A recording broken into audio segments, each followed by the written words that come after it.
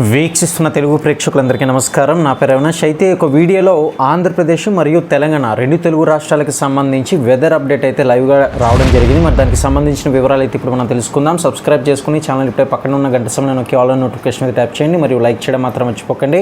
ఇక ఆంధ్రప్రదేశ్ మరియు తెలంగాణలో ప్రజలకు వాతావరణ శాఖ మరోసారి కీలక హెచ్చరికలు అయితే జారీ చేయడం జరిగిందండి. మరి ఇందులో భాగంగా రాబోయే రోజుల్లో అంటే మనం చూడొచ్చు, నిన్న కూడా అక్కడక్కడ బాగానే వర్షాలు అయితే పడింది 11వ తేదీన. ఇక ఈ రోజు నుంచి మరికొన్ని రోజుల వరకు కూడా ఈ యొక్క వర్షాలు అయితే ఎక్కువగా ఉంటుందని, విపరీతమైన గాలులు కూడా వీచే అవకాశాలు ఉందని అయితే వాతావరణ శాఖ తెలియజేస్తుంది.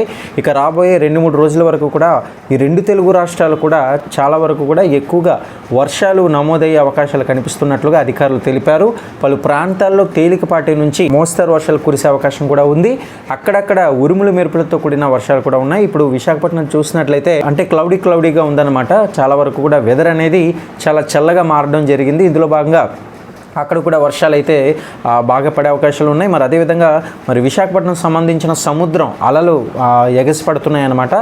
అంటే దీన్ని అర్థం చేసుకోవాల్సిన విషయం ఏంటంటే, మనకి పలు చోట్ల ఎక్కువగా వర్షాలు అనేది నమోదు కావడం జరిగితే ఈ యొక్క అలలు అనేది ఎక్కువగా ఎగసిపడుతూ ఉంటాయి. అది కూడా మనం అర్థం చేసుకోవాలి వెదర్ అప్డేట్లో. అక్కడక్కడ ఉరుములు మెరుపులతో కూడిన వర్షాలు అయితే ఉంటుందని గట్టిగా హెచ్చరికలు అయితే జారీ చేశారు. కాబట్టి చెట్ల కింద లేకపోతే రైతులు కానివ్వండి, మత్స్యకారులు కానివ్వండి, వీరంతా కూడా జాగ్రత్తలు ఎక్కువగా తీసుకోవాలని, ఎందుకంటే బయటకు వెళ్ళే అవకాశాలు ఎక్కువగా వీరికే ఉంటుంది కాబట్టి వీరందరూ జాగ్రత్తగా ఉండమని తెలియజేశారు. అప్రమత్తంగా ఉండాలని కూడా సూచించారు. ముఖ్యంగా బహిరంగ ప్రదేశాల్లో ఉండేవారు వారంతా కూడా జాగ్రత్తలు పడాలని కూడా, ద్విచక్ర వాహనదారులు కూడా జాగ్రత్తగా ఉండాలని మరి ఈ యొక్క సందర్భంగా తెలియజేయడం జరిగింది.